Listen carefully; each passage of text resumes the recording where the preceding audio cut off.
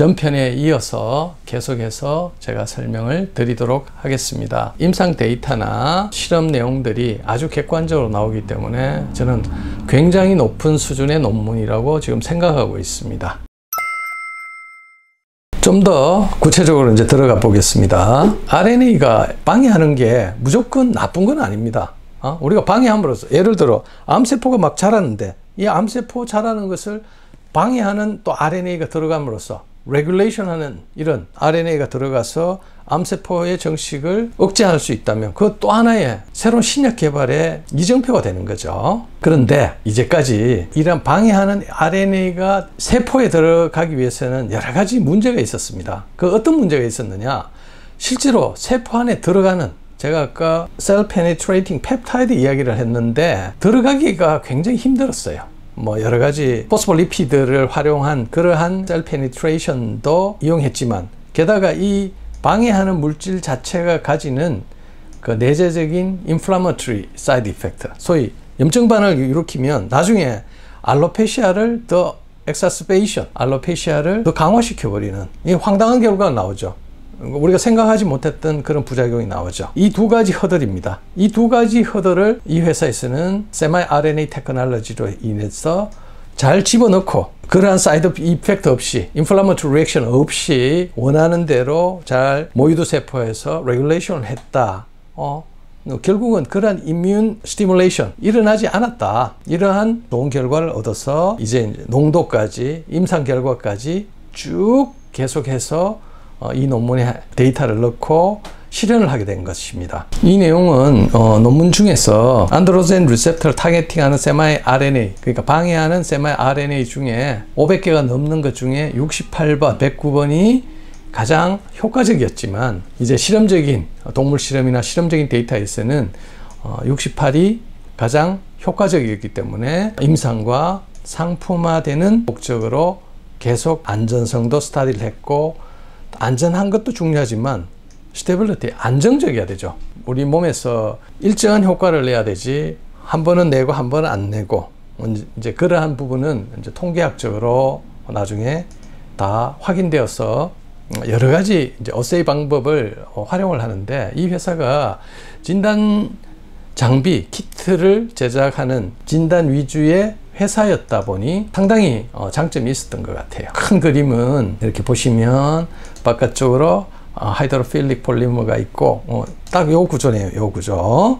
우리가 흔히 약에 이렇게 많이 쓰는 PEG, 폴리에틸렌 글라이콜과 여기 DNA, RNA, 이니비션 하는 RNA, 실제로 이 물질이 들어가 있고, 그리고 하이드로카본이 있음으로써 세포의 멤브레인과 같은 이런 구조를 아주 나노 파티클로, 크기는 약 한 100 나노미터 정도, 그러니까 0.1 마이크로미터 정도로 세포에 들어가기에는 적당한 크기로 이렇게 판단이 됩니다. 그래서 저희들이 이 부분이 하이드로필리시티가 있고 또 안쪽에는 하이드로포비시티가 있는 이러한 물질들이 세포로 들어가기 위해서는 그러한 셀 페니트레이팅 펩타이드와 같이 우리의 셀 멤브레인과 비슷한 구조로 되어 있어야만 들어가기 때문에 이 모델 디자인은 참 잘 한 것 같은데, 제가 제 눈으로 직접 보지 않았기 때문에 이 부분을 일단은 임상 효과에 의해서 검증할 수밖에 없는 것 같습니다. 이 부분은 이뮤노플루오레센트로 이렇게 염색을 해봤더니만 세마이 RNA가 잘 페니트레이션 되어 있다라는 이런 내용이고요.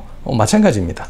이게 들어갔을 때 훨씬 더 잘 액티베이션 되어서 우리 세마이 RNA가 들어간 이러한 그룹에서 안드로젠 리셉터 익스프레션 발현이 획기적으로 줄었죠. 컨트롤 그룹에 비해서 획기적으로 이렇게 많이 줄었죠. 인텐시티와 익스프레션 이런 부분에 있어서도 많이 줄었기 때문에 회사가 추구했던 방향하고 같은 것 같습니다. 제일 궁금한 부분들이 이제 저러한 베이직 사이언스보다는 이런 클리니컬 아웃컴이 되겠는데, 이 부분은 저용량으로 시간이 지나면서 8주, 16주, 24주를 이렇게 봤을 때는 이 플라세보에 비해서 조금은 좋아졌지만 유의성이 있을 정도로 이렇게 컨트롤에 비해서는, 베이스라인에 비해서는 조금 좋아졌네 하는 정도, 상품화에 있어서는 좀 아슬아슬한 정도로 그렇게 제 개인적으로 판단을 했었고, 또 이 회사에서도 그렇게 판단을 한 것 같습니다. 그런데 고용량의 이제 5mg, 뭐 10배 정도 되죠.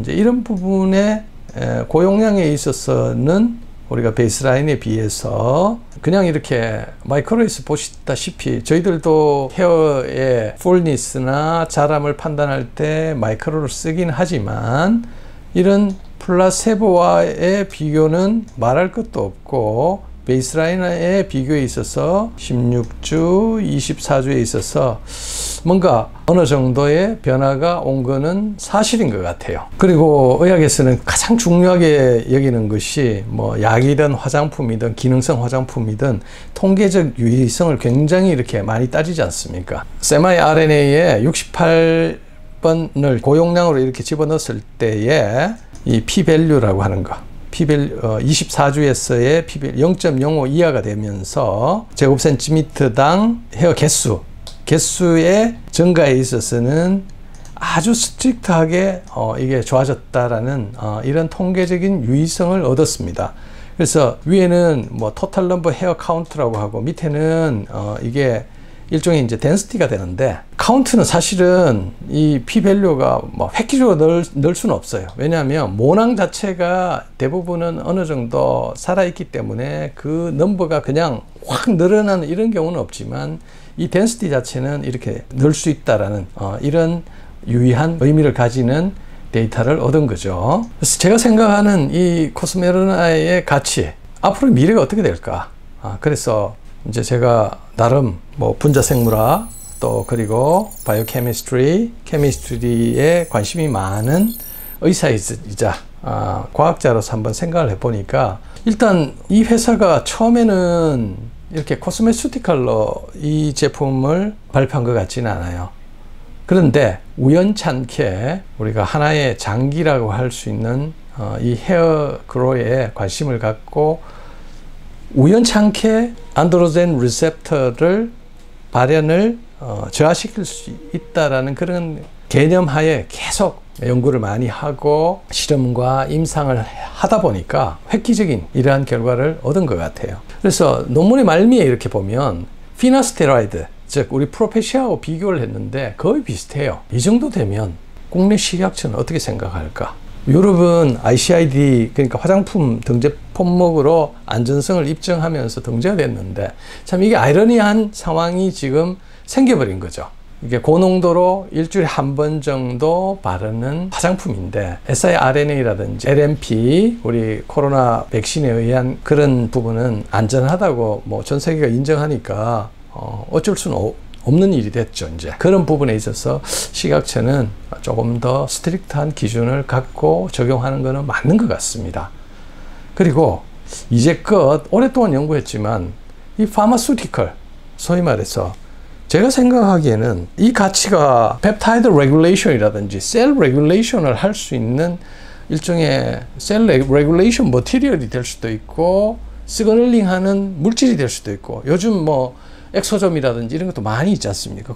그냥 융단 폭격식으로 그냥 시그널링 머티리얼 막 집어넣어서 프로인플라마토리 리액션, 소위 염증 반응을 막 유발해서 거꾸로 탈모가 유발하는 이런 것도 모르고 그냥 막 사용하시거든요. 그런데 이 셀 레귤레이션이 이니비트리로 가능하든 스티뮬레이트로 가능하든 셈이라는 셀프 어셈블드 마이셀을 잘 활용한다면 콜라겐의 세컨더리하게 우리가 상처를 내서 생기는 콜라겐이 아니고 실제로 나이가 들면서 콜라겐이 빠지고 약해지고 일레스틴이 없어지는 이러한 부분도 어느 정도 해결할 수 있지 않을까, 새로운 파마수티컬의 한 분야가 될 수 있지 않을까 하는 이제 소위 저는 그런 개념을 갖고 있습니다.